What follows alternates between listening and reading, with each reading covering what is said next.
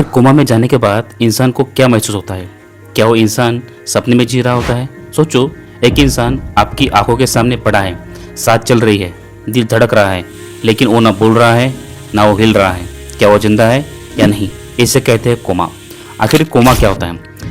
एक ऐसी medical condition जिसमें इंसान बेहोश होता है, लेकिन सामान्य बेहोशी नहीं होती। ये एक डीप अनकॉन्शियस स्टेट होती है, जहाँ इंसान आंखें नहीं खोलता, किसी आवाज़ या दर्द रिएक्ट नहीं करता, अपने आसपास की दुनिया को कम्प्लीटली डिस्कनेक्ट हो जाता है।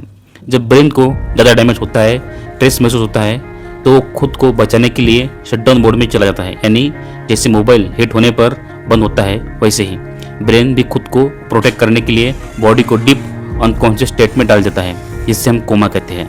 लेकिन ध्यान देने वाली बात यह है, उसका दिल धड़क रहा होता है, सांस चल रही होती है, यानी टेक्निकली वो जिंदा होता है, लेकिन दिमाग प्रोबेबली काम नहीं कर रहा होता। अब सवाल यह है, आखिर कोमा में क्यों जाते हैं? इसके कई कारण हो सकते हैं।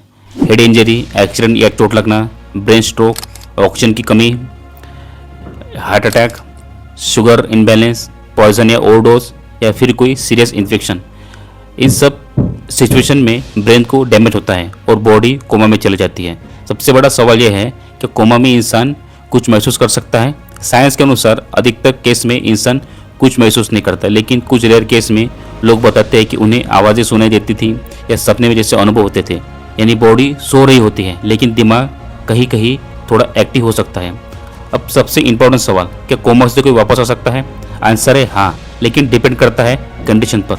कुछ लोग कुछ दिनों में भी रिकवर हो जाते हैं, कुछ लोग कुछ महीनों में, या फिर कुछ लोग फुली रिकवर नहीं हो पाते। रिकवरी डिपेंड करता है ब्रेन डैमेज कितना है, ट्रीटमेंट कितना जल्दी मिला।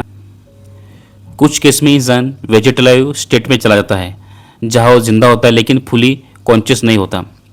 तो आप समझ गए होंगे, कोमा कोई सिंपल नींद नहीं, एक लाइफ और डेथ के बीच की कंडीशन है। अगर आपको जानकारी यूजफुल लगी हो तो इसे शेयर जरूर करें